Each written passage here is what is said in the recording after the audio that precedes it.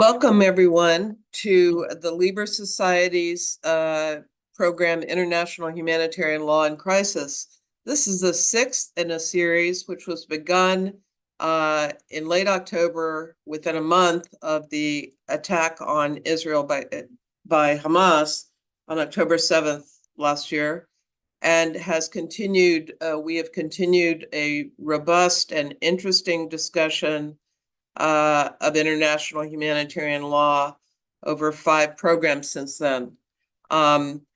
So I'd like to welcome our panelists today.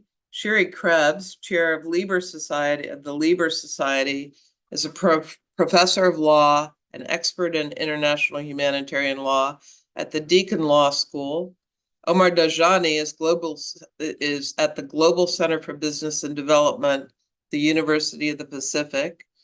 Leila Sadat is the James Carr Professor of International Criminal Law and former special advisor to the International Criminal Court. And Ido Rosenzweig is at the Minerva Center for the Rule of Law under Extreme Conditions, University of Haifa. And we're going to have everybody make introductory remarks around international humanitarian law issues, and then we will go to a general discussion. You are invited to throw your questions into the Q&A, and we will get to them in the second half of our webinar. So, Sherry, please go ahead. Thank you very much, Marianne, and good morning, everyone. It's actually in the middle of the night here in Melbourne. Which is also my opportunity to note that, or to acknowledge that I join you today from the unceded lands of the Wurundjeri people of the Kulin Nations, and I pay my respect for their elders, past, present, and emerging. I wanted to devote my kind of 5-minute introductory remarks to both the escalating genocide that we are witnessing in northern Gaza these days, and also to brief discussion of the Israeli attack on Hezbollah's pagers in Lebanon a few weeks ago. The reason that I wanted to note those two things is not that they're similar in the scale of the violence or in the importance that I think we should grant these events. I mainly wanted to tie them together in order to think about the narrative of this violence and the way that international law has been used in the international community by a variety of different people in order to justify or legitimize different events. And I think in that sense, it can be useful to go back a little bit and think about justification and legitimation and the narrative around the pagers attack to shed light on some of those legitimation of the genocide in northern Gaza. So perhaps it would be useful to start with the pagers, because and there are a variety of legal issues around the pagers. I will not touch any of the jus ad bellum one because hopefully Leila will add a little bit on that issue later on. I will focus my comments on what I think is the core issue here, and this is probably a few things. So also the main principles of IHL, which are distinction, proportionality, and precaution, which I think are problematic, but also the Convention on Conventional Weapons and the prohibition on booby traps, which I think is particularly important here. Around the language, before I touch on those kind of specific legal issues, I just wanted to note that in kind of reading the many writings on this attack, I noted how outcomes were treated differently. And so this is one of the things that I kind of see, that, for example, when we witness the horrible violence in Gaza, the outcomes at least on those kind of legitimizing those acts of violence, the outcomes are never important enough because all that matters is the intentions. But when we go to the pager attack, we can see how the outcomes are all of a sudden, becoming a core element that then leads us to a variety of assumptions on what happened before. While in Gaza, the outcomes are never, kind of traced back into, okay, that probably says something about the intentions. And so I think outcomes and intentions are an interesting parallel in those two events. The other thing is the way that I think the pagers attack was actually highlighted by some as a way to reclaim Israel's kind of clean, precise, technology-based, sophisticated, surgical, all those kind of clean, healthcare related type of words that kind of, perhaps serve to contrast to some extent the horrific, brutal violence that we are witnessing in Gaza at the same time. And I think, and in my mind, what was particularly interested was the presentation of what seemingly could be presented as a terror attack, very wide scale terror attack, as a precise, advanced, technologically sophisticated military operation that can be hailed as such. And so why do I think it's probably closer to a terror attack than a legitimate military operation? Perhaps I can start from the end, which is really the prohibition on booby traps. And I think this is particularly important because the main aim or purpose behind that prohibition was to prevent exactly what happened in this attack, right? That the use of seemingly harmless object explode all of a sudden at the hands of, we don't really know who, right? And so children that can grab it, other people that can grab the device can get hurt, and that's exactly the idea that was behind the booby trap protocol. So, so I think that this is particularly this is important to look at this and look at how we classify this attack. And I think the booby trap and the CCW, the Convention on Conventional Weapons specifically, were not, from what I've seen, were not kind of at the height of the debates.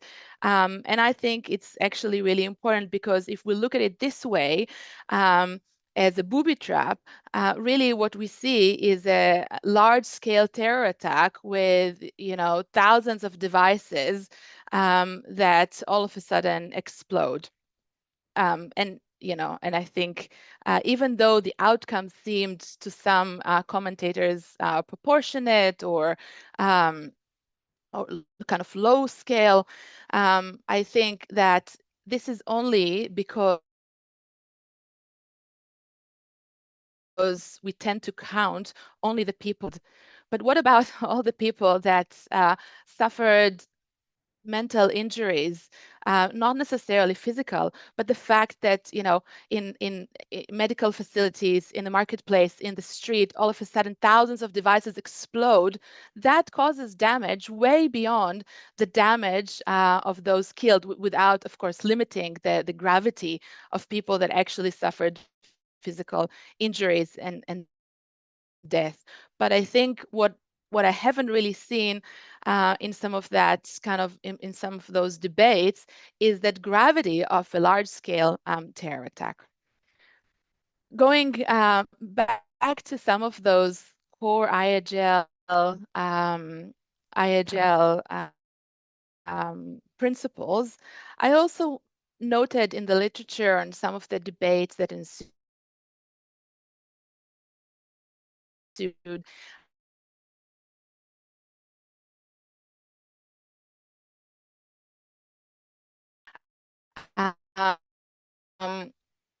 that Hezbollah fighters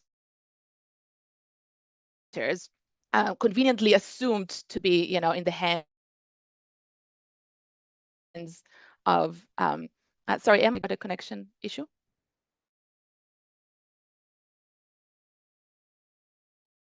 Marianne, you're muted.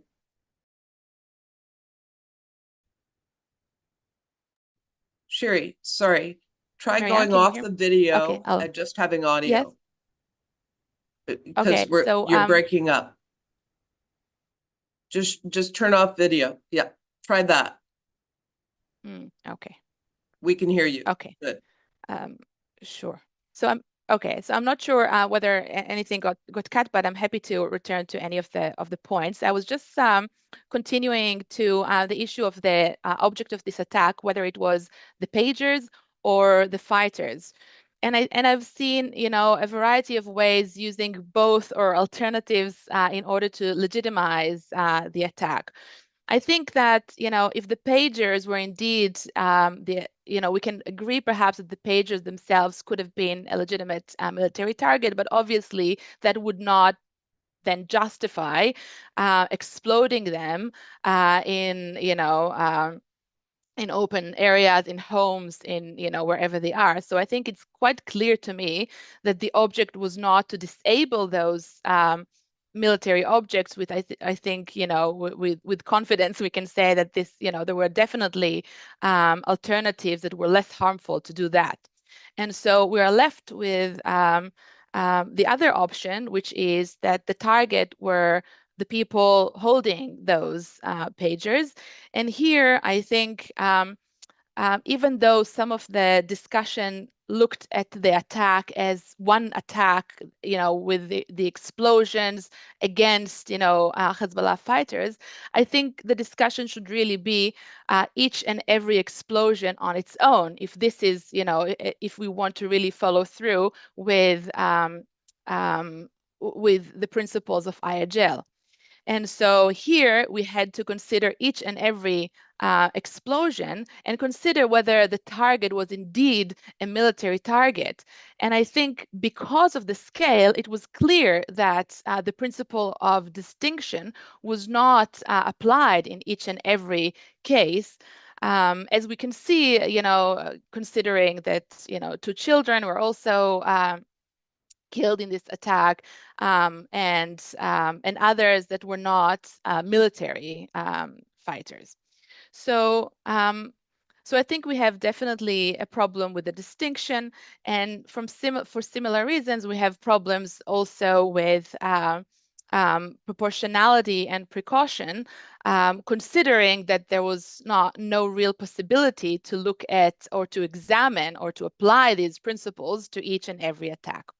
Now, I know that I'm already over my time for these remarks, so I'm just gonna close by going back to what's happening now in northern Gaza with heavy attacks, bombardments, deportations of the population, and attempts to push the population outside of northern Gaza, further south, in what I think really,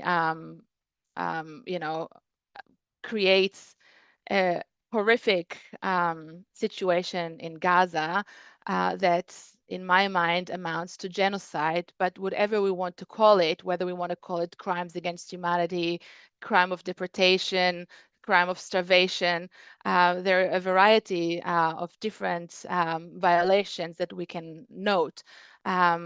Whatever we want to call it, I think it is clear that it is now the job of the international community, had it had some functioning institutions, to do better. Thank you. Thank you very much, Sherry. That was a very helpful introduction.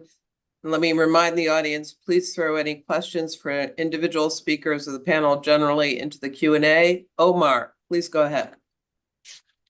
Thanks so much, Marianne, and thanks for continuing to organize this series. It's with kind of a heavy heart that I join you all, recognizing that more than a year after October 7th, we're still in a conversation about a horrific set of developments that continue to unfold. And in light of that, I'd like to both take up where Shiri left off, and to uh, also take a step back for just a second and to turn back to a point that was made during our very first conversation. I think that when one looks at what has unfolded in the Gaza Strip and in southern Lebanon, and indeed in the kibbutzim surrounding Gaza, what it's very easy to reach the conclusion that if this is international law working, then international law is not offering much. And we can see that in the proportion of civilians whose lives have been claimed by these hostilities. 68% of the Israelis who were killed on October 7th were civilians. 73% of the Palestinians who have been killed in the year since, 73% of the some 42,000 people themselves are civilians. And the numbers in southern Lebanon, though harder to compute for a range of reasons, appear to be similarly high. We have to recognize that these kinds of proportions are challenging the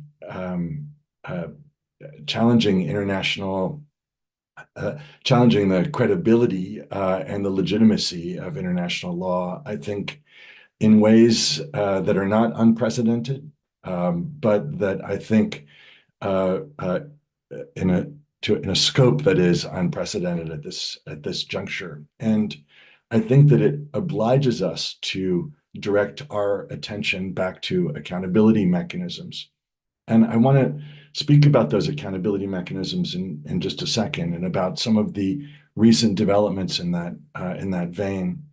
But I do want to take up just for a moment an event that Shiri pointed our attention to, which is the situation in northern Gaza. As she alluded to, around 400,000 people continue to live in Gaza City, but since October 6th of this year, the Israeli military has been engaged in an effort to push folks out of that territory. It appears to be pursuant to a plan that has come to be known as the General's Plan, which is attributed to Giora Island, a former IDF general who has argued on the pages of Haaretz, an Israeli daily, and in a range of other contexts, that the only way for Israel to win the war is to push the entire population of northern Gaza out of that territory, at least for a time, and to focus on entirely eliminating Hamas's presence in that space. As he put it, honor and land are seen as the sole values that guide Arab leaders, and for that reason, depriving them of both is the only way that Israel can take steps to win the war. In a sense, this approach is just an installment of a long-standing approach, which says that the best way for Israel to operate is through a policy not of proportionality, but of disproportionality as a means of achieving deterrence. But the scale of this effort, I think, obliges a robust international response, because international humanitarian law, after all, prohibits forcible transfer or deportation of an occupied population, subject only to a set of very narrow exceptions which clearly have not been met in northern Gaza. And it also clearly prohibits intentional steps to starve a population. And what we are seeing in northern Gaza is that the levels of aid that have been allowed to reach that population are the lowest that they've been over the last year.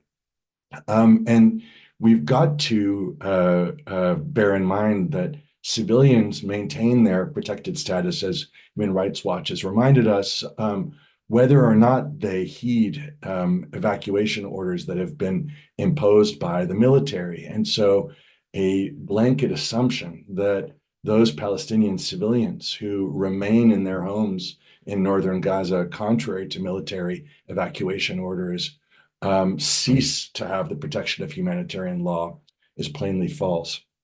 So I mention this current situation not because it is qualitatively different than what we have seen unfold over the last year, but because it reflects the failure of the policies of states like the United States and many other states in the international system with regard to deterring unlawful conduct in the Gaza Strip. And I think that it points us toward the need for a focus on accountability. And there have been interesting developments on that front that are worth recounting in brief. As we discussed in our last discussion, the International Court of Justice this summer issued an advisory opinion which addressed with a notably clear voice the legality of Israel's presence in the occupied territory, finding that presence no longer to be lawful if it ever was lawful. And it ordered not only Israel to take steps to reverse the unlawful situation that its presence there has created, but also ordered the international community to take steps. And those steps included pretty sweeping measures with regard to Israeli settlements, demanding that the international community not only distinguish between settlement products and other Israeli products, but cease entirely the importation of products originating in the Israeli settlements. And also urged the international community to implement sanctions, including travel bans and asset freezes against natural and legal persons engaged in the maintenance of the unlawful presence of Israel's unlawful presence in the Palestinian territory. Now, it's striking that the General Assembly in September took up the call by the International Court of Justice and said, yes, we in the international community need to abide by these distinctions that have been made by the court. And we need to ensure that all of us work in tandem to address this unlawful situation. And although some 40 states, including many in Europe and North America, abstained from the resolution, it was passed by an overwhelming majority. And it will be interesting, I think, for us to discuss and explore and to see what the consequences of this step will be. And the last thing I'll mention, recognizing that I'm also out of time, is that I think that the Court of Justice for the European Union also took an important measure, an important step in the last few months when it concluded that the association agreement that the European Union had pursued with Morocco and in particular its efforts to liberalize trade and fishery partnership agreements that implicated the territory of Western Sahara, that those steps were contrary to the European Union's member states' obligations under international law. And the European Court of Justice's decision in that context to say that these trade agreements, these fishery agreements, cannot stand in light of the unlawfulness of Morocco's presence in the Western Sahara, I think not only create an important precedent with respect to Morocco and Western Sahara, but also with respect to the conversation about Israel and the occupied Palestinian territory. Thanks very much. Thank you, Omar. That was very helpful, of course. And Layla, please go ahead. Thank you so much. And like Omar, this is a sober opportunity to reflect upon nearly 400 days of conflict. And in my tradition, this is All Souls Day or All Saints Day. And this is a day where we remember the dead and we mourn for them. And at least in my tradition, we hope that they're happy where their souls are. But I think it's really hard not to feel a sense of despair about the conflict that has waged on for nearly 400 days. And like Omar, I read a variety of news sources, including Haaretz, which tells me exactly how many days of war we have had since October 7th, and today is 392. So given that this conflict has neither been quick nor successful, assuming that success would have meant a restoration of peace, return of the hostages, a pathway towards enduring peace between the parties, Israeli citizens returning to their homes near the borders of their state. I think we need to really go back a little bit and talk about first principles. And it's hard not to think of this in terms of my own country's experience with a massive terror attack, which was 9/11, and how the United Nations Charter and the framework asks us to think about cross-border violence, which is what October 7th was. So, and we can have a debate about this, but in my view, the October 7th attack comes as the use of force by a non-state entity against individuals living in another state, the state of Israel. And so the response of Israel to that cross-border attack by a non-state actor, I think has to be looked at in the framework of the United Nations Charter, just like any other use of violence. And after 9/11, when the United States suffered a massive terror attack by al-Qaeda operating from the territory of Afghanistan, the question was really how to approach that conflict. And I think the norm that emerged, that started to emerge, was that attacks on civilians are never okay. Now, what happened after 9/11? The United Nations Charter system was immediately invoked, as was the NATO Charter. NATO, for the first time in its history, declared it to be an armed attack, invoking Article 5 of the NATO Charter. And the United States immediately went to the UN Security Council. It sent what we call an Article 51 letter, meaning that it invoked a right of self-defense under the Charter, and a series of Security Council resolutions were adopted. And why was it important for the United States to come to the Security Council? It's because the United Nations Charter rests on the principle that the use of force against the territory or political independence of another state is always unlawful, with two exceptions.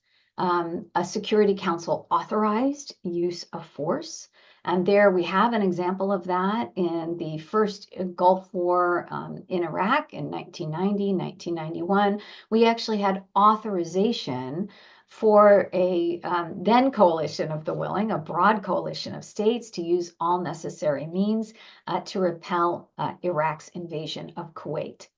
9/11 happened, and the United States didn't seek authorization from the Council, but it did seek an articulation by the United Nations Security Council, which it achieved immediately and unanimously, as to its right of self-defense.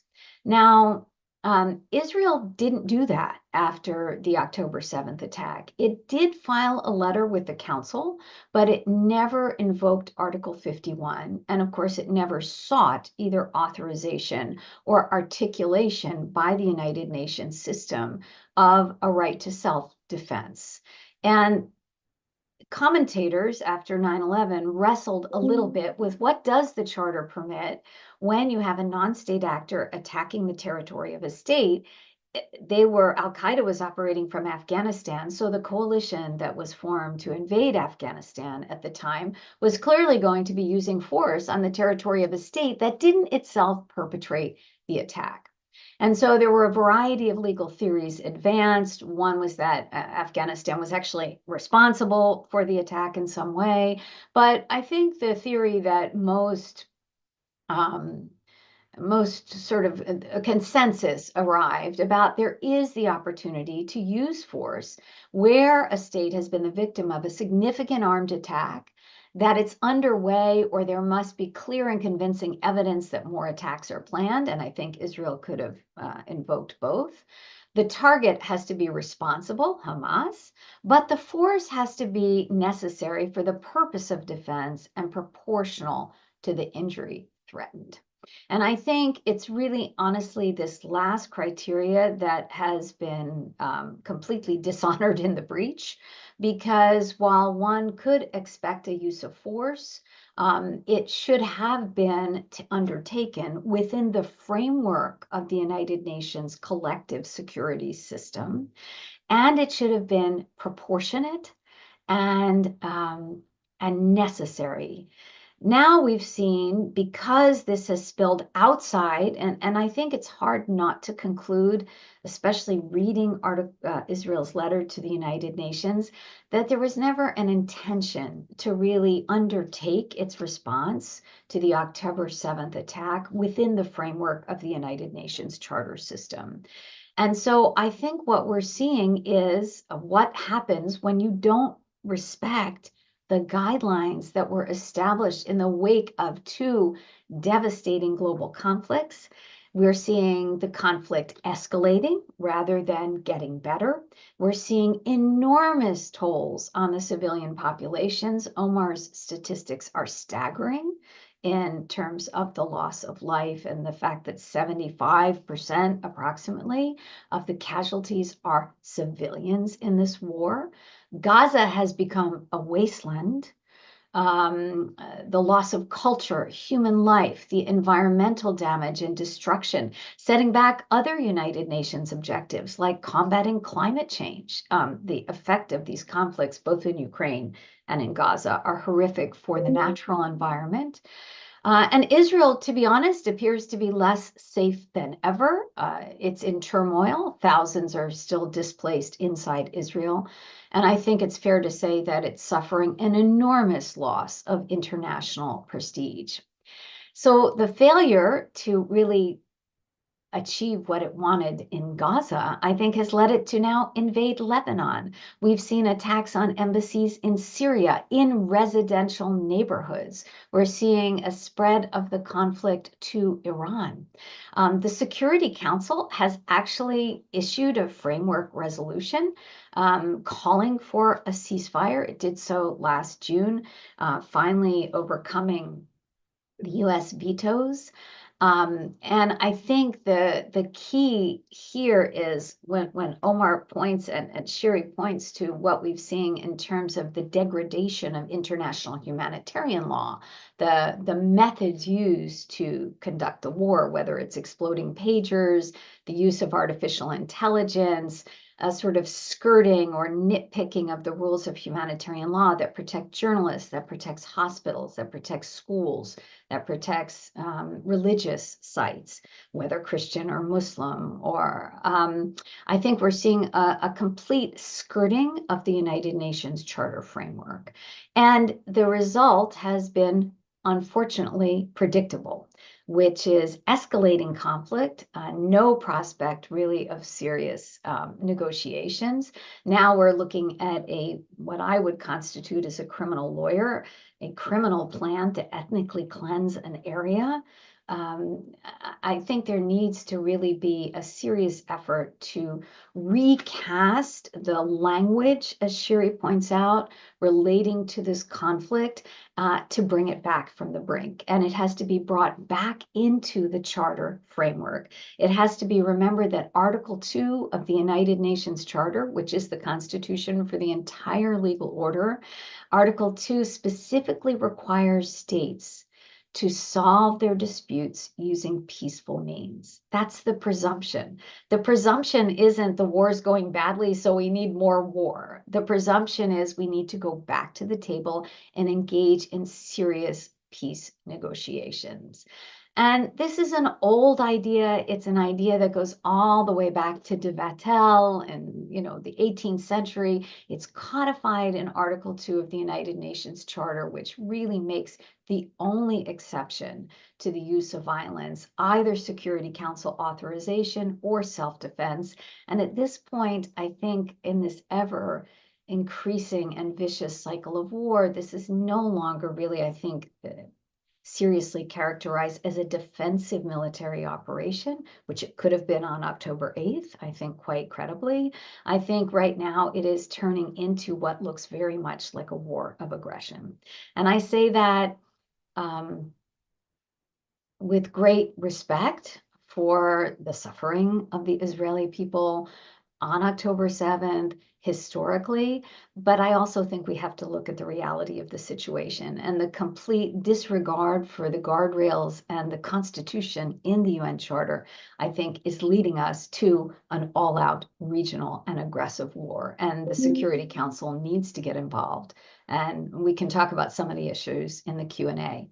Now, I was also asked to talk about the International Criminal Court. So, of course, the International Criminal Court, we think if international law isn't being enforced, we're going to go to the courts. And the International Court of Justice has been remarkably responsive, both in the South Africa case and in the advisory opinion, trying to bring international legal principles to bear so that all the people in the region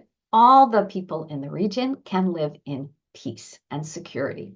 The International Criminal Court is a court of last, not first resort. And we know that we always turn to the criminal law when, in a way, the civil law has failed us, right? The rules of state responsibility are failing. So we have to say this is actually criminal activity when conflict gets too extensive. The ICC would clearly have no jurisdiction to the extent that the jus ad bellum, aggression, is actually used.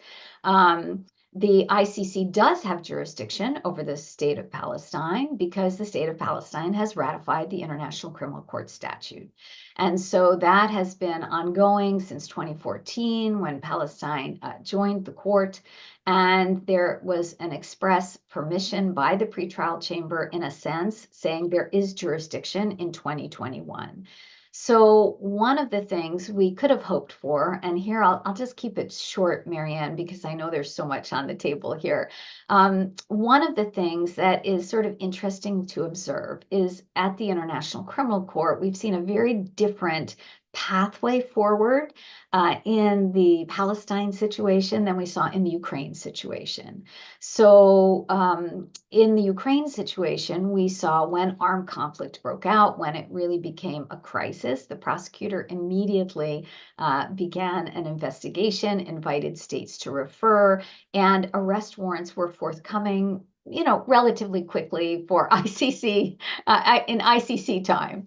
And those arrest warrants were issued directly. They were not, and the first two were against Vladimir Putin himself and one of his ministers, Maria Lvova-Belova. And it was really focused very narrowly on the question of children and the deportation and unlawful transfer of children.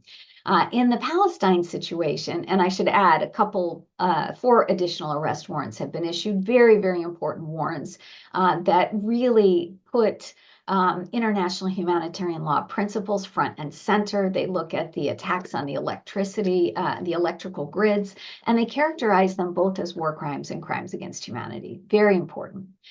In the Palestine situation, the prosecutor took a very different approach. The prosecutor convened a sort of special group of experts, even though the prosecutor has 27 special advisors. I'm no longer one of them, but he has a lot of them, and actually convened an outside panel that included a couple of special advisors, but additional individuals, mostly from the UK.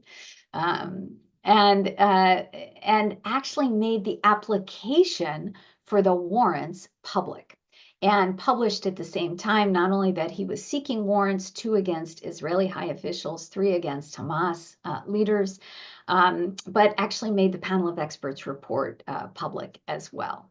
Now, what happened was somewhat predictable, I think, and I'm not suggesting the prosecutor did this on purpose, but delay has been the result, because instead of issuing the warrants, right, which could have been issued, we had an application that was made public, and now there are 60, because the UK started this avalanche of request to intervene, essentially to make observations on the jurisdiction and the appropriateness of jurisdiction in the case.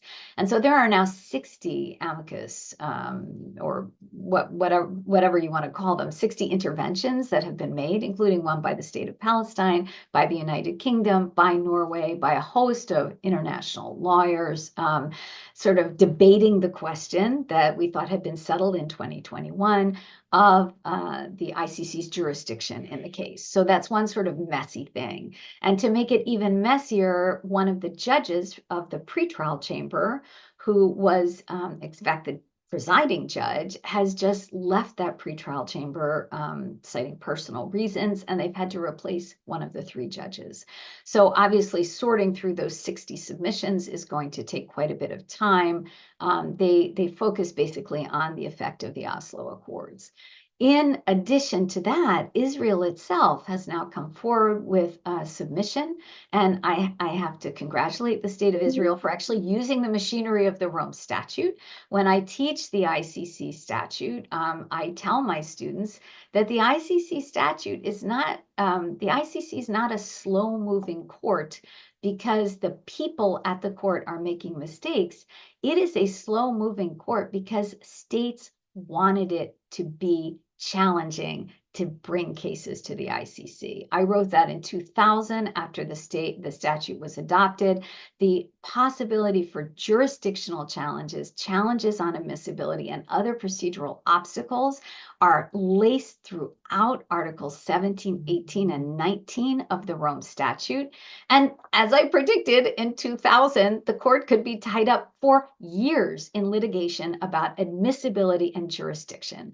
So we can't really look to the ICC to sort of stop the crimes in whatever situation it's in. As I said, I think the prosecutor made a strategically positive decision in the Ukraine situation to just forge ahead with the arrest warrants and then let the chips fall where they may. In this particular situation, by applying for the warrants publicly, of course, there then was an invitation to states to intervene both on the jurisdictional question, and now Israel has challenged admissibility under Article 18, which as a non-state party, it is entitled to do. Whether it's successful in its admissibility challenge or not is a different question. I just had Ambassador David Sheffer, who led the U.S. delegation at Rome, speak to my class in international law yesterday, and he's very proud of the fact that the United States delegation introduced Article 18 in the statute, and Article 18 does not require a state to be a party to the Rome Statute in order to intervene to challenge admissibility and say, hey, ICC, you didn't give me notice. I have a right as a state to investigate because I have the first crack at any alleged criminality. And so Israel is successfully invoking the machinery in the Rome Statute itself to sort of throw a little bit more of a wrench in what one could have hoped would have been a fairly fast-moving case. What I do have to say I'm very disappointed in, and I'll finish with this, is Israel, after the arrest warrant applications were public, then targeted the 3 Hamas individuals named in the warrants and killed all 3 of them. And didn't just kill them, but took out a lot of civilians in doing it and has used really the same tactic over and over and over again. One of those strikes was in a foreign country. I think that's an act of aggression. I'm sorry. And I think to the extent that Israel is using the machinery of the statute appropriately, I might be disappointed, but it's certainly within a state's rights to do that under Article 18.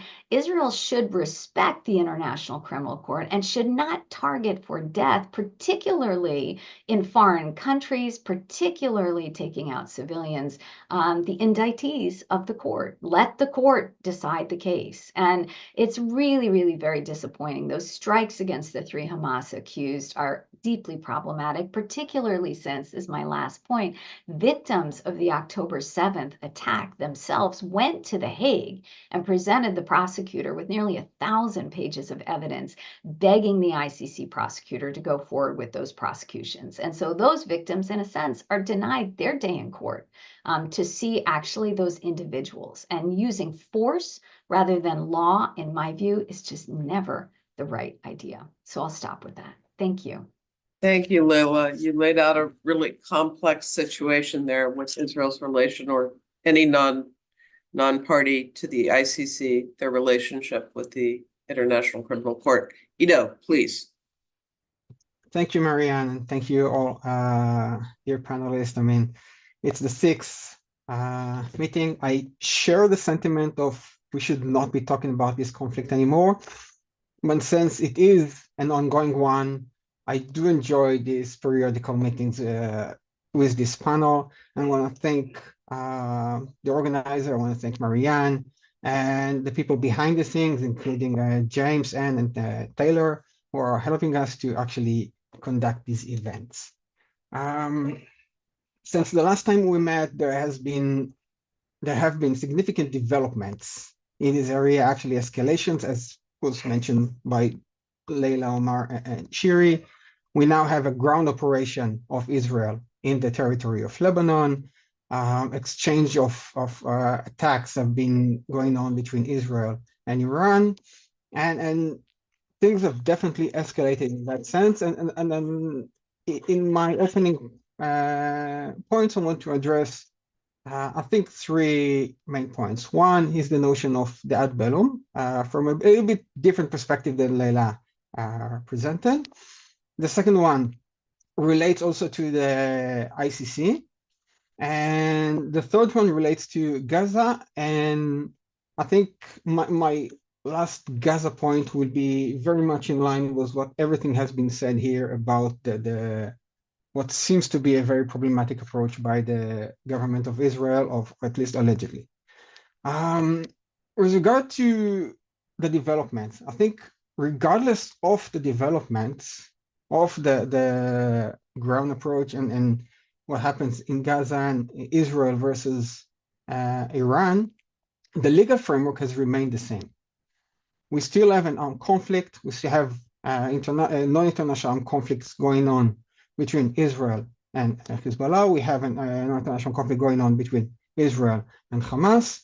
And we have an ongoing armed conflict between Israel and Iran. And the main shift there was that Iran is no longer a proxy war, but rather a bit of a direct interchange of attacks.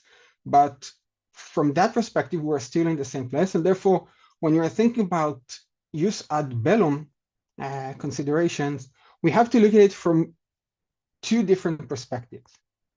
The traditional way to look at jus ad bellum, the legality of the use of force, relates usually to the beginning of the war, whether or not you're allowed to actually use force against an imminent attack or an attack that just happened. And once we've moved that point, we are basically within IHL, and the jus ad bellum is not as important from that point on, and we are mainly on IHL perspective. I think that this has been the traditional way to look at jus ad bellum. However, in recent years, and even more than a decade, we've seen a more advanced approach to jus ad bellum that says that jus ad bellum analysis continues throughout the conflict and not just at the beginning of the conflict. and it reflects mainly on questions of proportionality and necessity to some extent, which are the main key questions with regard to jus ad bellum. Now, if we adopt the more advanced approach, the newer approach, the more developed approach to jus ad bellum, then yes, I agree that the notion of jus ad bellum is still relevant to the conflict in the Gaza Strip, to the conflict in Lebanon, and to some extent versus Iran as well. And when we look into the questions of jus ad bellum, we need to ask whether or not the threat against Israel, from Israel's perspective, is still there. And at least when it goes to the notion of the attack in Lebanon, when Israel attacked Lebanon and entered into Lebanon and found all the tunnels fully prepared to duplicate October 7th to the north, then it shows that the level of necessity and perhaps also proportionality of the Israeli response are not exaggerated. I mean, they are relevant and they are within the scope of jus ad bellum. And as long as the Israeli operation in Lebanon is limited to the south and to ensure that the immediate proximity from within Lebanon to the Israeli border is not risking the day-to-day lives of the Israeli citizens from rockets, from daily rockets, from getting into Israeli territory and attack and kill them, then this is definitely existing necessity. And the response so far, and I emphasize the so far, in my perspective, has been proportionate to that threat. I'm not saying it will remain that, and if Israel will continue its attacks more than necessary, definitely there will be questions, jus ad bellum questions about that perspective. But that goes as well to the Iranian attack towards Israel. If I think we look at jus ad bellum, separate jus ad bellum questions, then Israel killed Hania in Iran at the end of July. Iran responded in October 1st with a massive missile attack, rockets attack, drone attack against Israel. And if we take that notion of jus ad bellum, then how can someone argue that there was a necessity after more than 2 months between the Israeli targeted operation against one of the leaders of Hamas versus the massive missile attack that it suffered later on from Iran? So there is a question of how would that be considered either proportionate or there is a necessity for such an attack. And we don't hear much about that aspect in the discussion. Now, similarly, we can talk about what happens in Gaza because rockets are still being launched towards Israel. The citizens of Israel, the residents of Israel cannot go back to their homes in the kibbutzim, in the Gaza enclave, which means that there is a security threat still going on. And to jump to a different point is that clearly after almost 400 days, 392 days, as Laila mentioned accurately, the conflict should have and could have ended if Hamas has let go of its control, allow the Palestinian Authority to control the Gaza Strip and release the hostages to Israel. There would have been no international legitimacy. There would be no national legitimacy to Israel to continue its operation in the Gaza Strip. But there are two sides to a conflict, and as long as that conflict continues and the fighting continues, there are security considerations to be taken into account. I will jump actually now to the point I wanted to put in the end, and that I think every one of us should object any notion to permanently relocate the population of the Gaza Strip from the northern Gaza or any other place within the Gaza Strip. I think that to do that with the intention to not allow them to return, actually even without declaring that they will be allowed to return, an intent that they will be allowed to return, is very, very dangerous and borderline or borderlines violations of international humanitarian law, and with the exception of short-term relocation of the civilians in order to ensure their protection, IHL does not allow any relocation of civilians in an armed conflict, especially in an occupied territory, which I'm going to put a caveat that I haven't looked carefully into the situation to make a positive analysis whether or not right now the Gaza Strip is under occupation, fully belligerent occupation or not. And I will go to my last point, which relates to the international criminal law.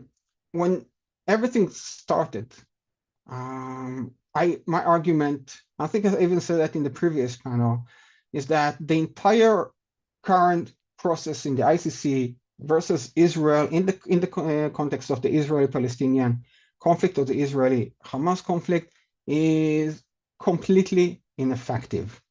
I said at the beginning that neither one of the people that arrest warrants were issued against is likely to actually get to The Hague. And that prediction so far plays out. And I don't think Muhammad Def, I don't think Sinwar, I don't think Hania would have had their day at court. There would have never been no one who would have been able to get them to The Hague. They were legitimate target, and in an armed conflict, you are allowed to kill a legitimate target.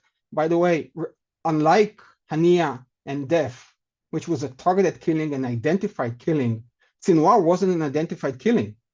He died as someone fighting, a member of Hamas who is fighting the armed forces. Actually, I don't even know to say if the IDF actually knew that they killed him. According to the information that has been published, only after he died, he was identified as, yes, Sinwar was killed by the IDF in that operation. So in that context, I won't say that Israel meant to kill Sinwar. They definitely wanted to kill Sinwar, but that is because of his role as a commander of the Hamas in Gaza. Now, with regard to the ICC and the arrest warrants, and I think that the focus of the ICC and the fast way that the prosecutor has approached the situation in the Gaza Strip has been very politically motivated. And I'm completely putting aside all ad hominem discussions around Mr. Karim Khan. That's not relevant. I'm talking about professional aspects. I think that his decision to approach and ask for arrest warrants was because of the pressure that him and the court has felt from the public opinion. Because if everyone sees crimes, regardless of whether or not there are crimes, regardless or not whether or not he should allow approach the state and give the state an Article 18 notification, then there is something wrong with that process. And within the 60 amicus curiae submissions that the court has received, there are several who actually address the notion of Article 18. One of them, the notable, was written by Professor Yuval Shani and Professor Amichai Cohen. which they addressed specifically the notion of Article 18. And there was another submission, which was written by me on behalf of ALMA, Association for the Promotion of International Humanitarian Law, which has addressed the complicated and in our opinion, wrongful classification of conflict, of international and non-international conflict at the same time towards basically the same players in the same situation.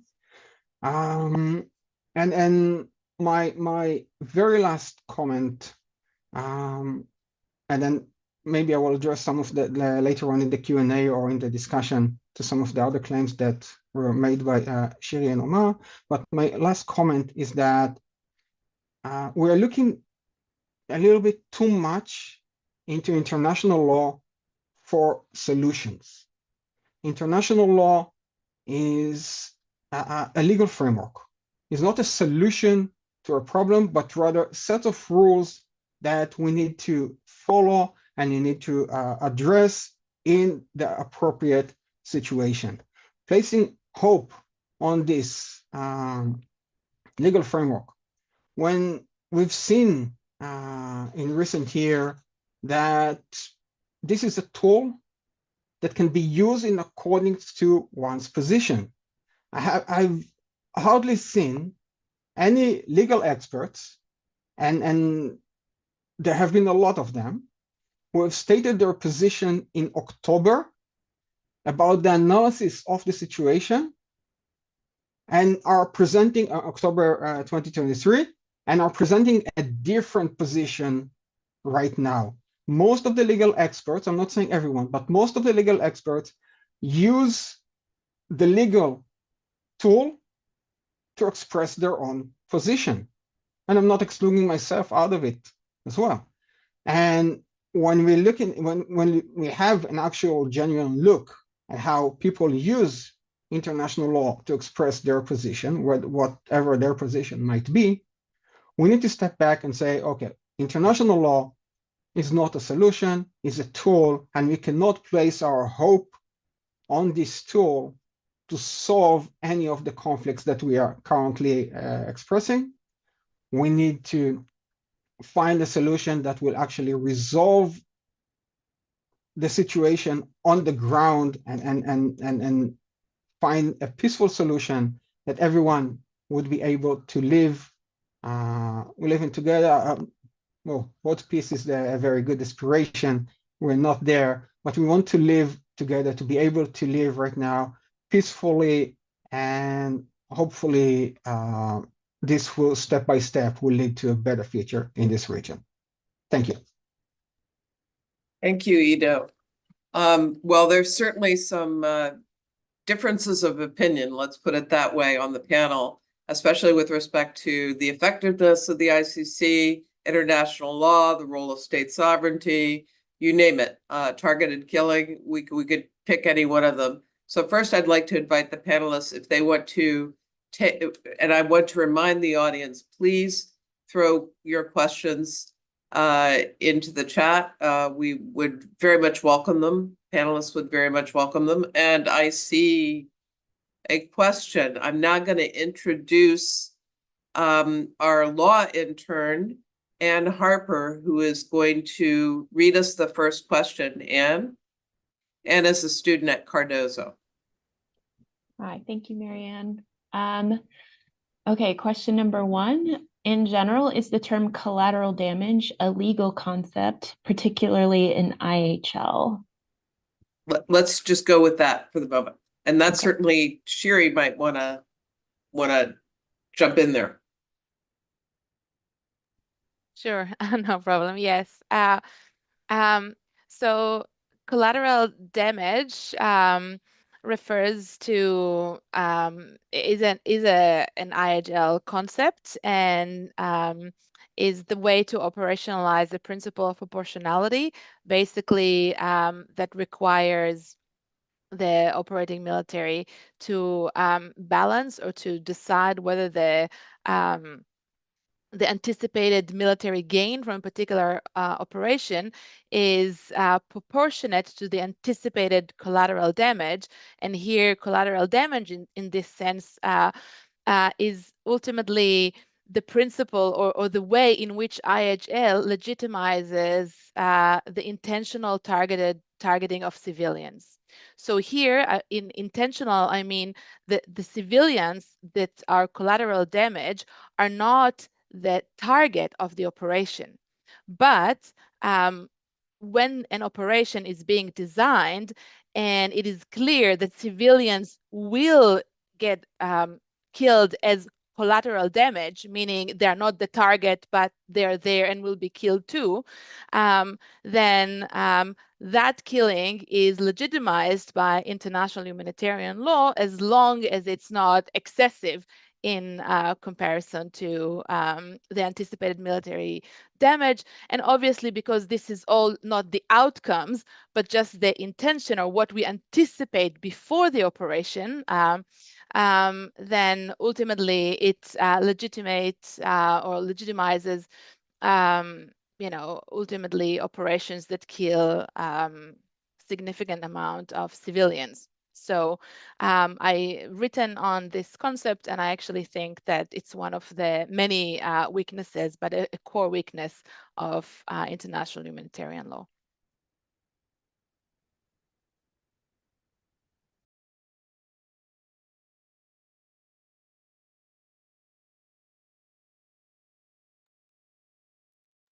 I think you may have been muted. I Marianne. apologize, I was muted. Thank you very much, Shiri. There were a couple of ancillary questions, which I'll just throw in. And there was confusion about where to put your questions. You should post them in the Q&A function. You'll see that at the bottom of your screen. The chat function is disabled for the audience, but the Q&A is where you post questions. So if there's confusion, please put them there. So the ancillary questions on collateral damage is that phrase really still widely accepted? And has it been invoked by IDF? If it's Shiri or anybody is I mean, welcome I to think put- I answer that. Ultimately, it's the same. It's the same issue, and the answer is yes. Okay, good. All right, I'm going to invite the panel again to comment on any what their fellow panelists said. If not, I'm going to go to the state sovereignty issue. Okay, I'm going to go to the state sovereignty. Go ahead. Yeah, okay. I had two things that I wanted to raise. One of them was direct response to Ido, just a small thing. I think Ido mentioned that, if Hamas, were to release the hostages, then, there would be no legitimacy, I think, were the words you used. But I think it is quite clear that this is not about, and so at the outset, I agree. Yes, this is the conflict. There are two sides. It's complicated. It's complex. Both parties committed serious crimes. Yes. Having putting this aside, I think that it's quite clear that it's completely, doesn't matter what Hamas did or does, right? And I mean, it matters to the hostages. It matters to their families. It matters to the people in Gaza. But it doesn't really matter to the government of Israel, which consistently refused to any to the negotiations and refused to agree to a ceasefire. And partly, because the return of all hostages is not enough for Israel, because currently the declared military objective is to completely destroy Hamas, whatever that means.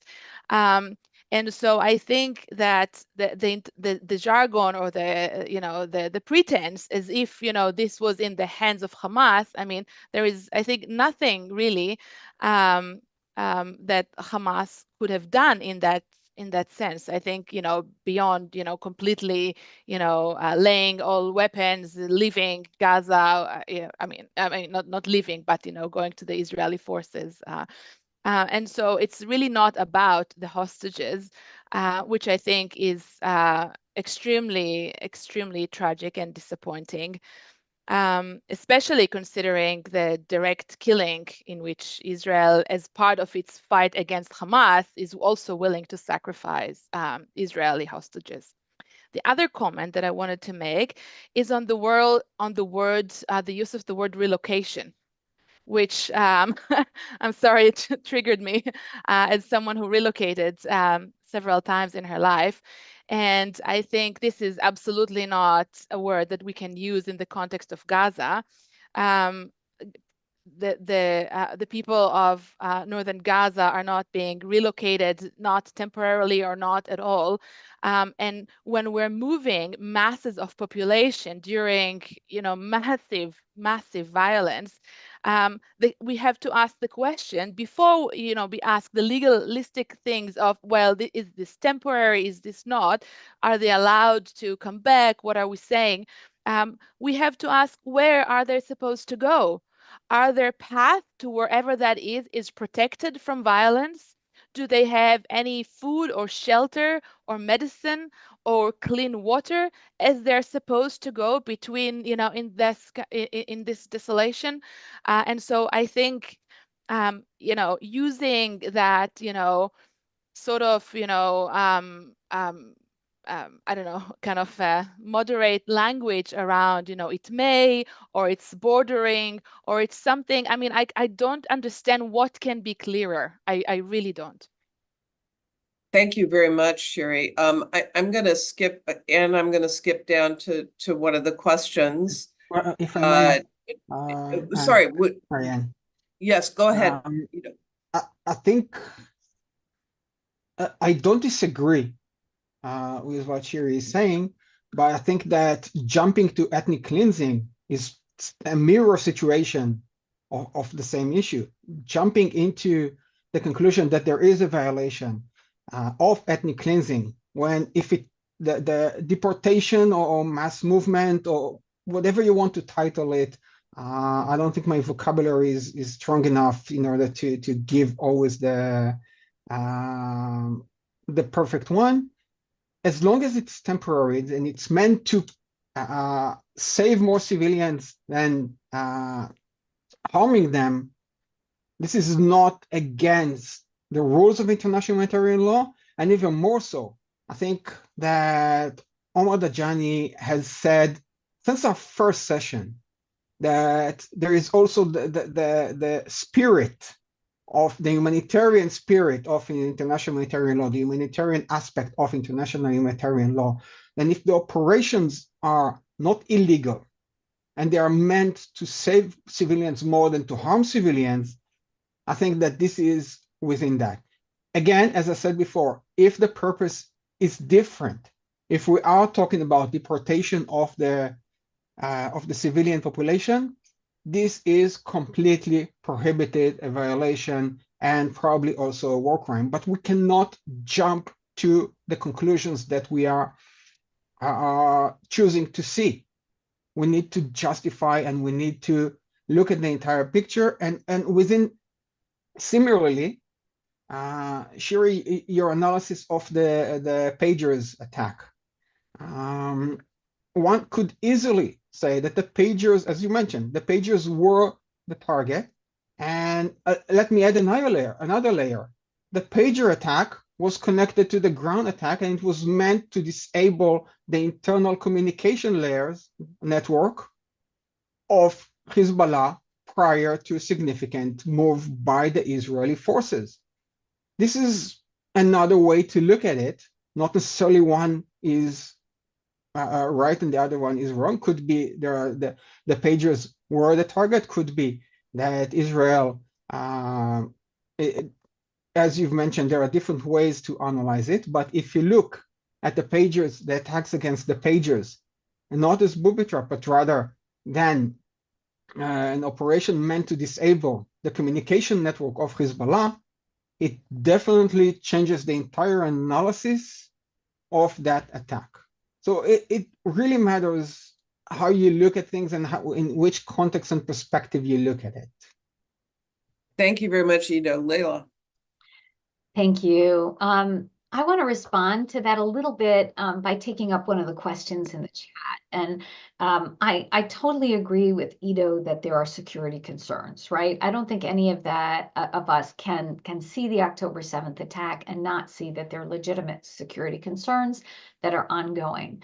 The critique that I essentially leveled at the response was to take a unilateral approach outside the framework of international law.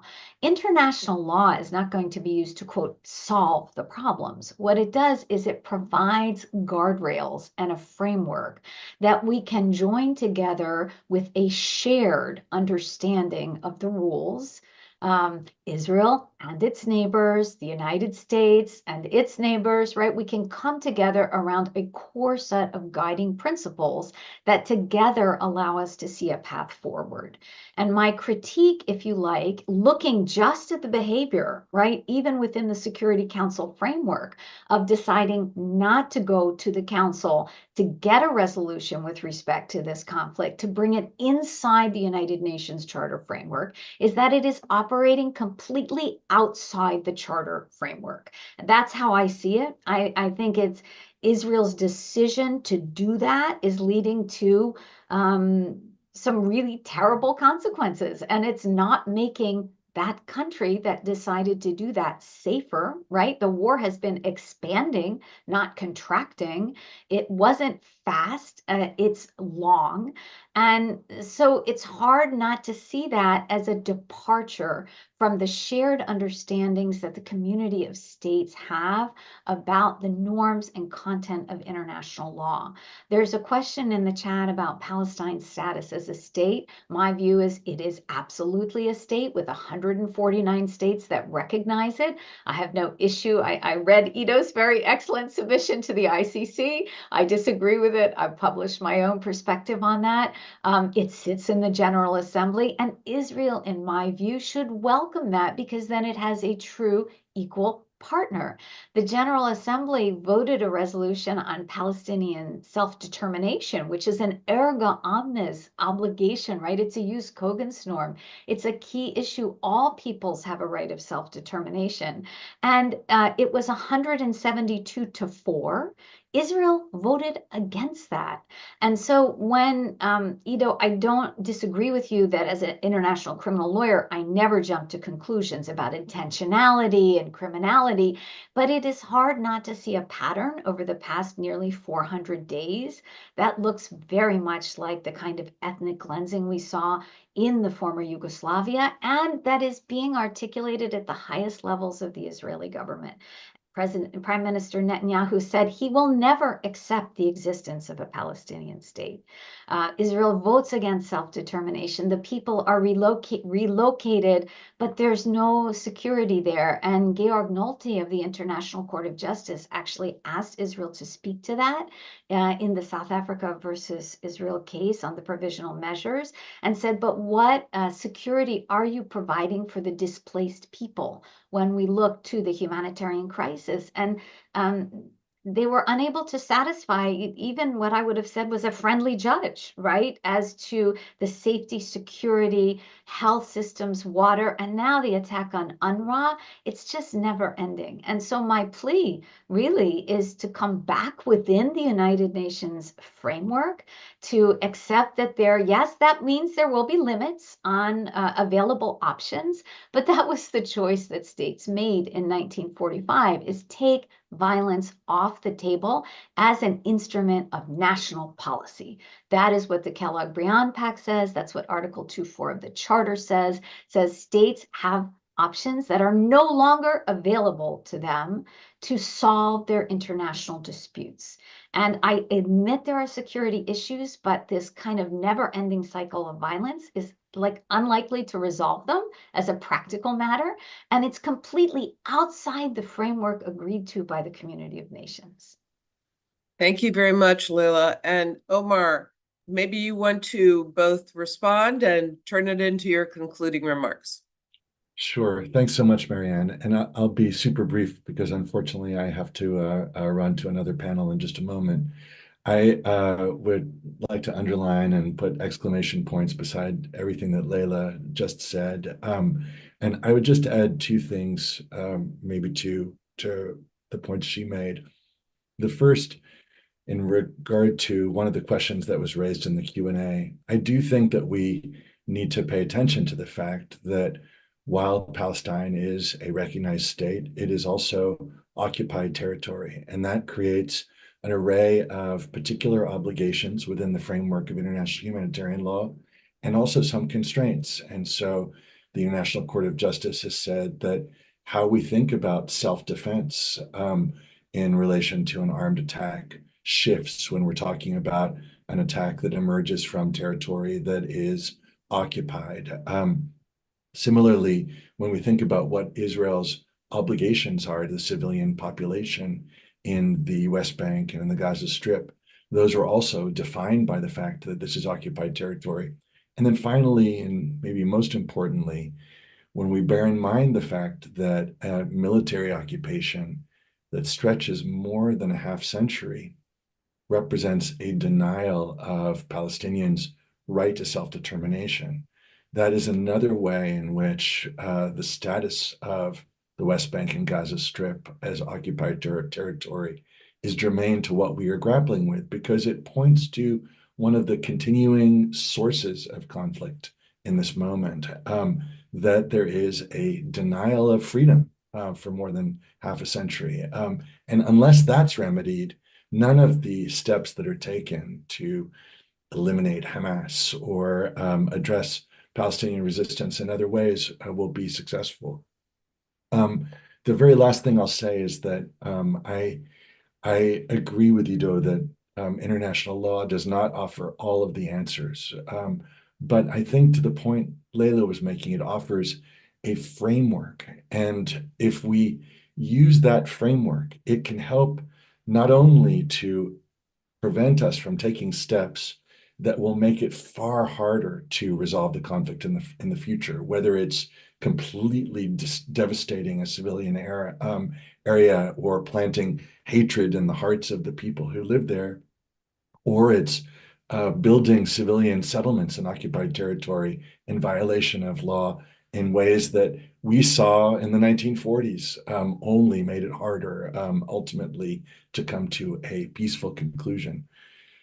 But it can also help to legitimate steps toward peace. And what I am very worried about the situation that we're grappling with here is that as international law increasingly becomes marginalized, as it increasingly becomes framed as just talking points, rather than something that all states in the international system have an obligation to ensure is promoted and is adhered to, then we very quickly devolve into a world in which power is all that matters. And the two wars that Leila alluded to earlier are an indication of where that path leads. So I'll stop there and send my thanks to Marianne and to my beloved fellow panelists. And I wish you all well. I'm sorry to have to leave. Thank you very much, Omar. Thanks very much for your contribution. Sherry, do you want to offer some concluding remarks? I want to apologize to those who threw their questions in. We have a question about kinetic strikes on banking locations, about whether the Republic of Korea is now a belligerent, and Hamas's use of the civilian hospital. If you want to touch on those in your concluding remarks, please feel free to. Sherry. Okay, so I'll use my 2 minutes to answer 2 questions, and I'll take the 2 that are, I think, similar in what they ask, which is about protected targets, or the kind of the principle of distinction more broadly. So I think it's easy to say that under international humanitarian law, banks or financial institutions are not a legitimate target, as well as hospitals. Now, obviously, there could be complications, complex situation where banks are being used, to fund or finance terror organizations, or where hospitals can be, used for some military purposes. that doesn't mean that they lose their protection. And yes, war is complicated and war is messy, but the very limited protections that we must respect is those of those really fundamental civilian objects.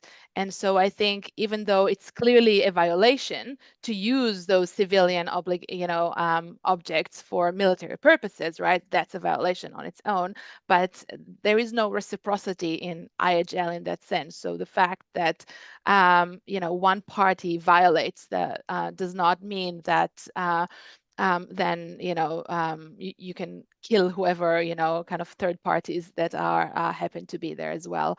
And I think that clearly beyond what's the law or kind of the strict rule of IHL, I think it's really the sort of the idea or the aim, the purpose behind the rules of international humanitarian law are those that instructing us to respect those core civilian protections.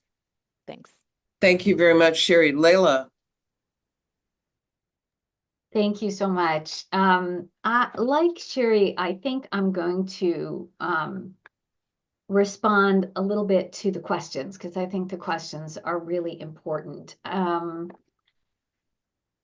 then maybe take up a couple other issues. So at the time, so in thinking about international humanitarian law, so the prohibition of attacks on hospitals, medical personnel, those displaying the symbols of the Red Cross, those date back all the way to the 19th century. And they're one of the cardinal rules of international humanitarian law. Now, attacks on hospitals, attacks on medical personnel have been strikingly elevated during this conflict. But it's not the only conflict where this has happened. It has been a tactic of the war in Ukraine, where the Mariupol maternity hospital was hit. It's been attacked on hospitals in Syria. There have been attacks on medical personnel and hospitals all over the world. And so what has happened is belligerents, and not just Israel, but other states in conflict, have started to erode at one of the core foundations of international humanitarian law. So much so that two scholars recently proposed that there ought to be a per se rule against these attacks, because in fact, every state in conflict is now justifying its targeting, and it's clearly targeting, right? It's clearly targeting a hospital for attack on the grounds that there's some military advantage to be gained by so doing. So in other words, the exception has basically swallowed the rule. This is not confined to the conflict with respect to Israel and Gaza. It is a global phenomenon. And we're seeing this with respect to so many of the rules of international humanitarian law that were basically drafted in the wake of horrific conflicts to stop states and non-state actors from descending into the depths of barbarism. And that's really what we're seeing. So when a modern state is thinking about its use of a particular tactic, its use of a particular weaponry, its firing pattern, its definitions, it should ask itself the question, would I be okay with this if this tactic was being used against my state by our opponents? And if the answer is no, the state shouldn't do it. So when I ask my students, what do you think if these bombs, if these attacks were happening in New York, in London, in Jerusalem, in Paris, would we be okay with this? The answer, of course, would be no, we wouldn't. It would be barbaric. It would be uncivilized. And I think every state, one of the big critiques of Russia in its conduct of the war in Ukraine, aside from the obvious, you said, Bellum issues of it shouldn't be in Ukraine in the first place, but it's the methodology being employed. It's the attacks on the electrical grids. It's the attacks on the hospitals. It's the attacks against civilians. It's the mistreatment of detainees and the deportation of children. We are clear to say these are violations of the laws and customs of war. And I think that Israel has to ask itself that really hard question as part of the family of nations. if the other side was doing this to you, as Hamas arguably did, right? October 7th, in hostage taking and in conducting an attack on civilians, as Omar said, 68% of those killed were civilians that day. We have to say that's unacceptable. And so the reason we don't want states doing it themselves in response, in retaliation, is the Geneva Conventions, the Hague Convention, the International Criminal Court Statute. They take retaliation off the table as a legitimate guiding principle. It still has to follow the laws and customs of war, even if you're the injured state, even if you're the injured party. You don't get to respond without recourse and without respecting those laws. So in my view, that's really the problem here. It can't just be what Israel thinks. It has to be what the international community accepts. And in thinking about that, I believe it's to every state's advantage to see that the laws and customs of war are not just there to impede its right of action against its adversaries, but to protect its own civilians in case of harm. And I saw that in the Iraq War. This will just be my last point. When the United States invaded Iraq in 2003, there was a moment where a handful of U.S. Soldiers were captured, and they were paraded on Iraqi national television. And I was immediately called by the news media to ask whether this wasn't a violation of the Geneva Conventions. Of course, it was a violation of the Geneva Conventions. But I said, we should have been respecting those treaties in Afghanistan and in Iraq more generally, right? We can't just claim the benefit of the treaties and not also accept the obligation of the treaties. So I'll just end there. Thank you. Thank you very much, Leila. Ido, last word goes to you. Thank you very, very much. I'm gonna try to be brief. At least I'm gonna try. I completely agree with Leila on the notion of international law as a framework. It is a framework, and I think especially international criminal law and international criminal court is a unique framework of last resort. And that last resort is meant to, in the perfect world, in the perfect world, we would need ICC to begin with, but in the perfect operating world, ICC would have been silent. All states would have solved their own issues internally, and then there would be no need for the complementarity aspect of the court. But that specific notion, and to add to it, the speeding process that a prosecutor has taken in order to ask for the arrest warrants, in order to avoid, and all the legal loops that he has done to avoid Article 18 and approaching the state of Israel, are actually worrying because it undermines the essence of the court of asking the state and ensuring that the state will investigate, and only when the state is unwilling and unable to go and actually operate.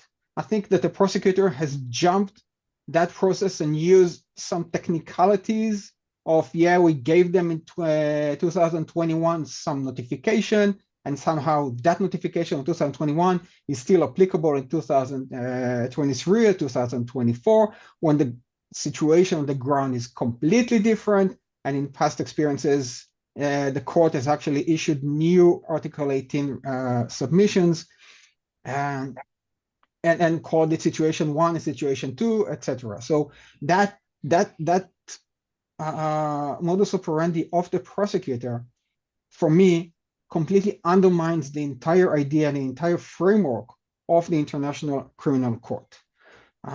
With regard to military objective, as Shiri has addressed, I think that to say that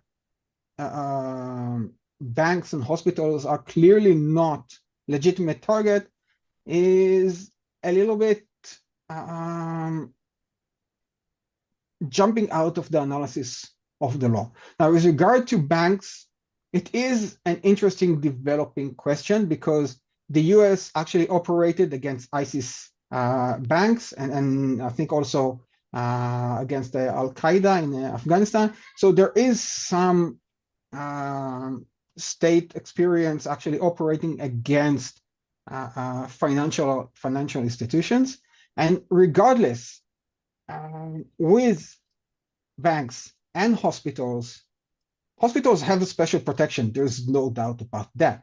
But the question whether or not you're allowed to attack a hospital falls within Additional Protocol 1 of the Geneva Conventions, and with definition of a military objective, which is by its nature, location, purpose, or use, provide military advantage to the adversary, and attacking it would provide you a concrete and military advantage.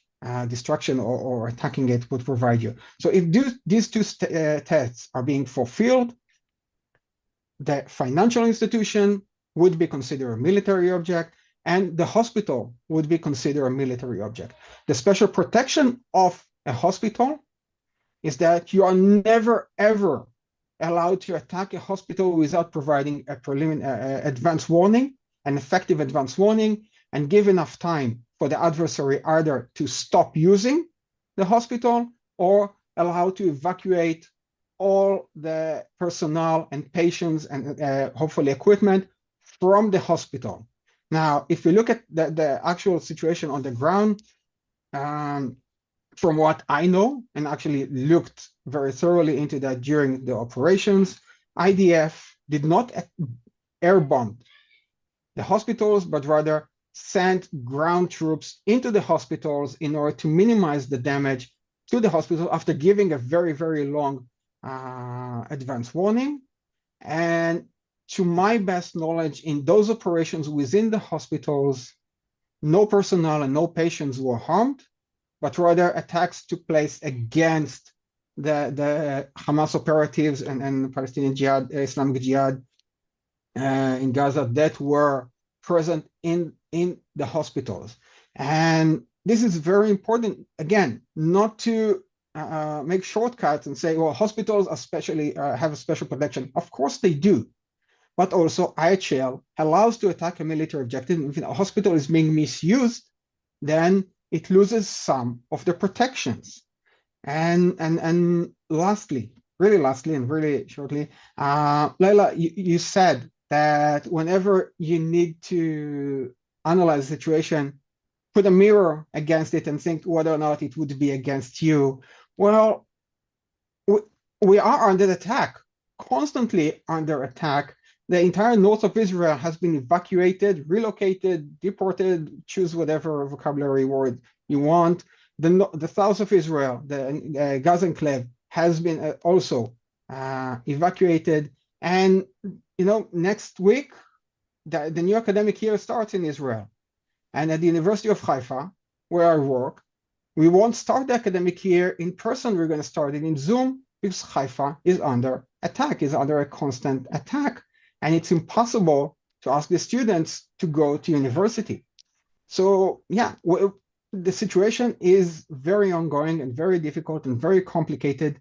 And I think we all agree that 390 days into the situation, almost 400 days into the situation, things should be better. I think we don't have the perfect government here to achieve that. I don't think the counterpartners in each locations are the perfect ones to achieve that. But I think that this should be our goal. And hopefully, by the time that Marianne will schedule our next session, we're going to talk about past experiences and how the conflict was awful and wrong and some of the crimes that took place and everything. And on one last thing, as a trivia note, Article 1 of the 1864 Geneva Convention, the very first Geneva Convention, Article 1 of that convention talks about the fact that you are not allowed to attack hospitals. So that's nothing new about it. It has been going on throughout the years, throughout the ages, and people have been using hospitals wrongly, and people have attacked hospitals for different reasons, usually wrongly. And really, really, we need to find a way that not necessarily it would be illegal to attack a hospital, because then hospitals would become shelters for adversaries, but rather to make sure that no one will ever use a hospital and they will be, outside of the scope of the entire hostilities. Thank you. Thank you very much, Ido. And the fact that your students are on Zoom is a stark reminder of the imminence of war. I want to let you know that I did post in the Q&A a link to a paper on empirical and theoretical issues around bombings of hospitals, in case for those of you who are interested. I want to thank the American Society of International Law. On behalf of the Lieber Society, I want to thank our distinguished panelists for what was unquestionably another great discussion. We hope these will continue. Thank the audience for attending. Thank the DC Bar International Law community for their co-sponsorship. We hope to see you in another month.